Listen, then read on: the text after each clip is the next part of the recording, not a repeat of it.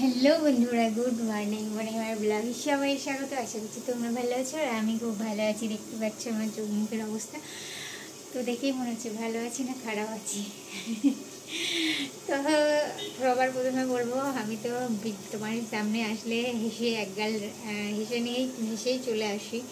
সে জীবনে যতই দুঃখ থাকুক আর কষ্ট থাকুক আর যন্ত্রণা থাকুক, সবই এখানে। আর তো সুন্দর সকালটা শুরু করছি। এখন বাজে 8:30, আর আমি আজকে একটু দেরি করেই কাজে এসেছি। ট্রেনের প্রচুর লেট ছিল, তো ওই জন্য দেরি করেই এসেছি, দেরি হয়ে গেছে আসতে। তো মোটামুটি আমার রান্না এদিকে হয়ে এসছে, একটু বাকি আছে। এই যে এখন আমার ভাত হয়ে গেছে, ভাতটা নামাবো।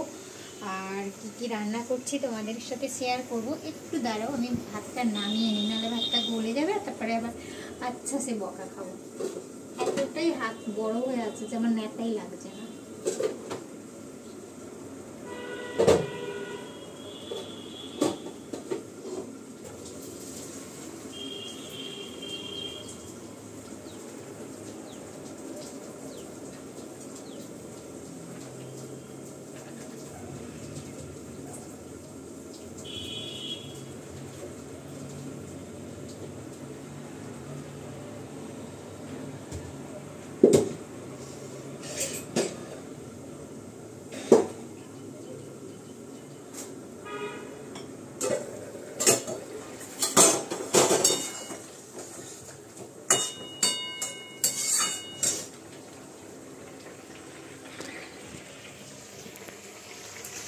এখানে দেখো, দাঁড়াও ব্রাইটনেসটা বাড়াই, নাহলে দেখতে পাবে না।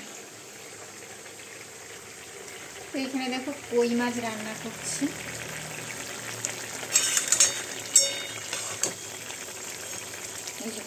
কই মাছটা আজকে রান্না করছি, মূলো দিয়ে ঝোল করছি, কই মাছের ঝোল। কাকিমারা মূলো খেতে ভালোবাসে, ট্যাংরা মাছ দিয়ে বেশিরভাগ সময় মূলোটা রান্না করি, তো আজকের এই কই মাছ দিয়ে করছি।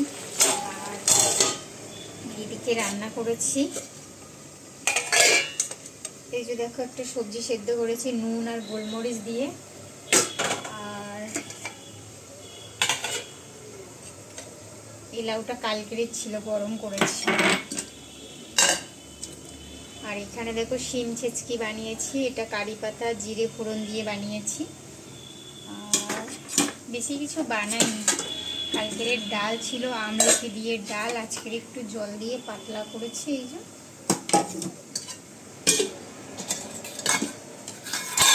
আর এটা পুঁই ভেটুলি রান্না করেছি বেগুন দিয়ে, ঠিক আছে।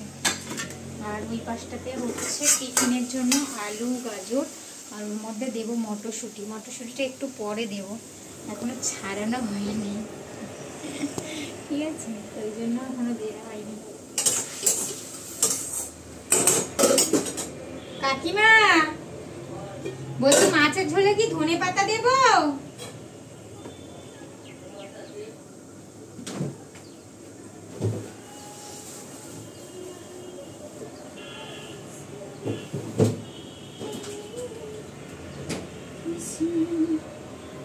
কৃষ্ণ কৃষ্ণ